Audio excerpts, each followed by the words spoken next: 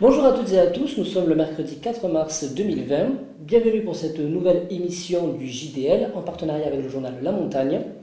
Nous rencontrons aujourd'hui Sylvette Lemoyle ainsi que Stéphane Toujas, élu Front de Gauche. Merci de nous recevoir. Vous avez souhaité vous exprimer. La mandature actuelle touche à sa fin. 6 années viennent de s'écouler. Quel est votre ressenti sur justement ce mandat? Tout d'abord, merci à vous de nous recevoir et bonjour à toutes et à tous. Sur le ressenti, d'abord une certaine satisfaction d'avoir réalisé ce mandat de 6 ans dans l'opposition de la mairie de Bagnères, avec des choses, ma foi, très intéressantes. Et puis, voilà, un ressenti aussi qui est assez mitigé et partagé sur un premier début de mandat très difficile avec monsieur Jean-Bernard Sempastous, qui était le maire de l'époque, tant sur le fond que sur la forme d'ailleurs, puisqu'on était en profond désaccord sur ses méthodes en conseil municipal et sur les projets qu'il pouvait porter. Souvent projets qui n'étaient pas ni ficelés, ni aboutis, et sur lesquels on a vu des passages en force qui des fois étaient assez insupportables. Sur la deuxième partie du mandat, je dirais que c'était un petit peu plus participatif et un petit peu plus intéressant du fait qu'on avait une écoute un petit peu plus approfondie de la part du maire de M. Casabat, sachant que les sujets de désaccord ont persisté quand même, mais au moins il y avait une discussion et on a pu faire évoluer certaines choses sur certains projets et c'était quand même beaucoup plus intéressant. Ouais. Je vais être un petit peu plus méchante. C'est donc dans la première partie du mandat, lorsqu'on a essayé de travailler avec M. Sempastous, il s'est avéré que globalement, il nous a entendus, mais il ne nous a absolument pas écoutés. Et je reprends la problématique des écoles, sur laquelle ça avait été un gros dossier, puisque ça a quand même entraîné la fermeture d'une école sur Bagnères. Et il n'a eu de cesse finalement que d'appliquer ce pourquoi, ce qu'elle était sa première idée en fait, c'est-à-dire fermer une école sur Bagnères et pas n'importe laquelle, fermer l'école que Roland Castel, son prédécesseur, avait ouverte. Alors on peut se poser la question du pourquoi, on n'a jamais réussi à trouver vraiment la réponse. On lui avait proposé plusieurs solutions, aucune n'avait été acceptée, ni même à l'inverse, les solutions qui ont été proposées ont été à l'inverse de celles qu'on avait proposées nous. Alors, effectivement, ça a été très différent dans la deuxième partie du mandat, puisque M. Casabat a rouvert cette école après nous avoir consultés et effectivement avoir fait des propositions qui étaient quand même dans l'intérêt d'une des enseignantes, des élèves, bien évidemment. Donc c'est vrai qu'on est sur deux parties de mandat qui étaient vraiment à l'opposé l'une de l'autre en termes de ressenti pour nous et en termes la façon dont on s'adressait à nous aussi, la façon dont effectivement on était entendu. Vous disiez que dans la deuxième partie, on n'allait plus au combat, forcément. Voilà, c'est ça. C'est-à-dire que dans la première partie du mandat, on allait dans les conseils municipaux en sachant effectivement qu'on allait combattre, très clairement. La deuxième partie, on était dans la discussion et on n'était plus du tout dans la même... c'était nettement plus convivial, quoi, je veux dire, parce que on a assisté à tout, quand même, sur la première partie du mandat. On a assisté au mépris des élus d'opposition. On a assisté au fait que, je vous disais, on n'était quasiment pas entendu et que tout ce que l'on proposait était nié par le fait même que c'était nous qui le proposions. Mais c'était pareil pour les deux autres listes d'opposition. Alors moi, quand je vois que M. Sempastous maintenant s'étonne que la démocratie participative au sein du conseil municipal fonctionne beaucoup moins bien depuis qu'il n'est pas là, je crois qu'il ne vient plus au conseil municipal, donc effectivement il ne peut pas voir qu'il y a eu du changement, mais quand même je trouve que c'est quand même un peu gonflé, quoi. Vous avez fait le choix de ne pas présenter de liste aux prochaines élections municipales. Pourquoi? Alors c'est un choix qui a été mûrement réfléchi, puisqu'on avait déjà discuté entre nous il y a presque un an. Donc on avait déjà un petit peu envisagé de ne pas se représenter pour des raisons personnelles, qui étaient, voilà, un mandat c'est intéressant, c'est aussi prenant. Nous on l'a exercé tout au long de la mandature à titre bénévole. Pas comme certains qui effectivement ont des indemnités qui ne sont pas volées, hein, mais certains ont des indemnités qui sont très élevées par rapport à leur mandat. Je ne prenais pas d'exemple, mais bon, voilà, c'est comme ça. Et donc voilà, donc nous on a souhaité ne pas se représenter, on en a parlé au sein du Front de gauche de Bagnères, et on est parti sur le constat que effectivement, sur l'aspect personnel et sur l'aspect aussi du fait qu'on a senti qu'il n'y avait pas une vraie participation de la population, que les Bagnérés ne s'investissaient pas forcément ni dans les conseils municipaux ni dans les conseils communautaires. Donc quelque part, on n'avait pas réussi à les impliquer dans cette vie municipale. Voilà, on a préféré dire on arrête et on laisse la place. Après, on est aussi tributaire du climat politique national. Hein. Je veux dire, la gauche, je disais, elle est en miettes partout, elle est en miettes à Tarbes, elle est en miettes ici aussi. Hein. Je veux dire, c'est pas, on est tributaire de ça. Donc c'est quand même un socle de gauche qu'il y a à reconstruire et qui n'existe pas. Hein. Là, très clairement, pour nous, aucune des 4 listes ne peut s'attribuer l'étiquette de gauche, hein, très clairement.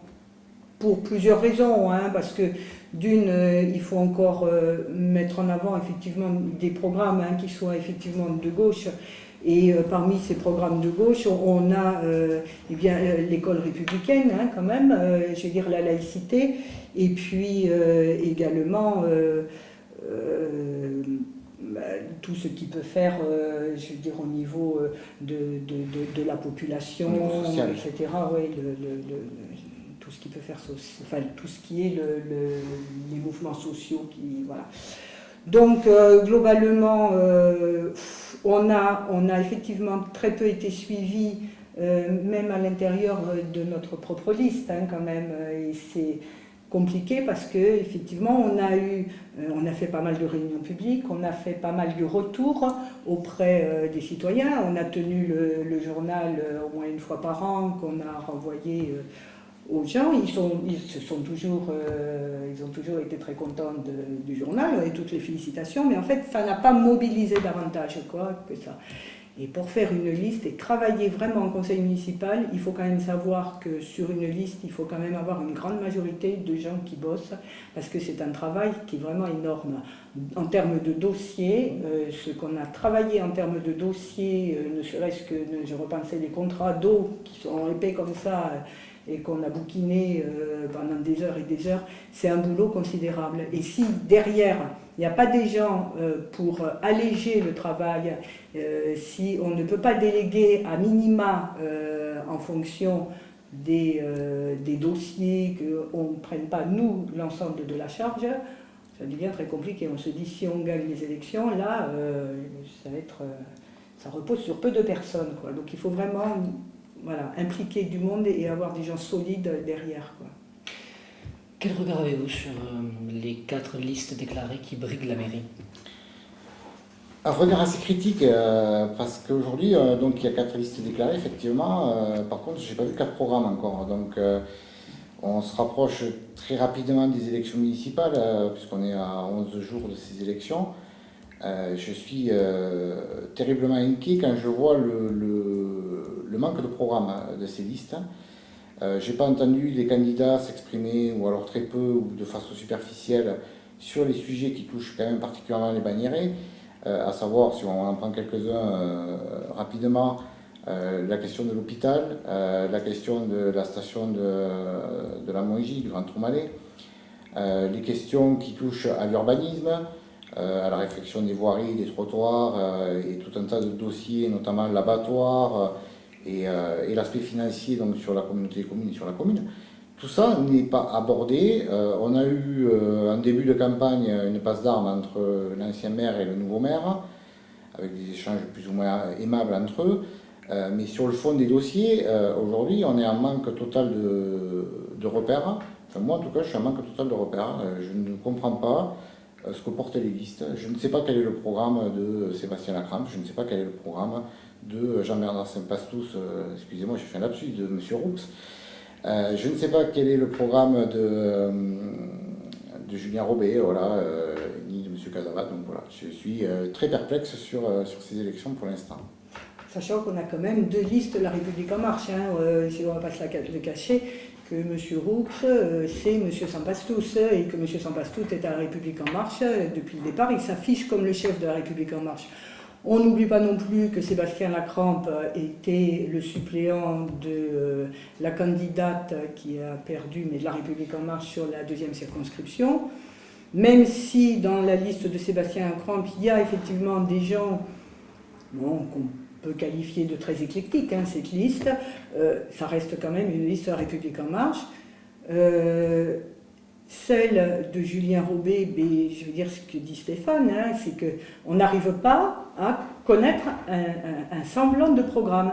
Je veux dire, on ne peut que dire qu'effectivement, il y a les dossiers, il y a parmi les dossiers, ce que tu n'as pas cité, c'est les finances publiques, qui sont essentielles au niveau de la communauté de communes et de Bagnères, parce que les finances publiques et la fiscalisation, c'est quelque chose qui doit être porté au niveau de la CCHB, au niveau de Bagnères, mais il y a aussi ce que tu disais, l'hôpital, il y a l'eau, l'usine de l'eau qui doit être faite absolument à Mai 12, parce que si elle n'est pas faite, c'est la remise en cause, en question de l'eau potable sur Bagnères et surtout le syndicat Tarbes Sud.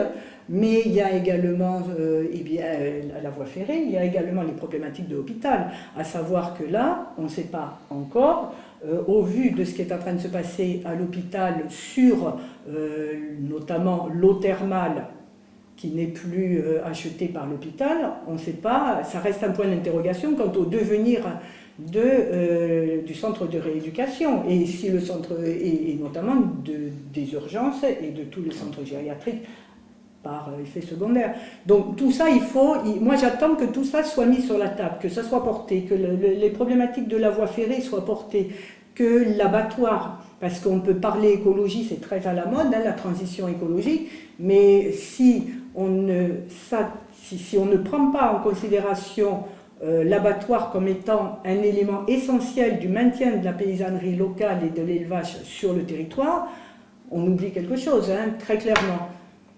Essentiellement, on est là-dessus. On comprend que vous comptez continuer à vous impliquer dans la vie politique. Ah oui, bien sûr. Oui, bien sûr. Sous d'autres formes, il y a de fortes chances qu'on ne va pas lâcher comme ça le territoire. Non. Nous vous remercions de vous être exprimés. C'est nous. Et vous pourrez retrouver un article encore plus complet avec des thèmes justement sur la fiscalité, sur l'eau, dans le journal La Montagne par Florence Vergely. Merci à vous d'avoir regardé cette vidéo. À très bientôt.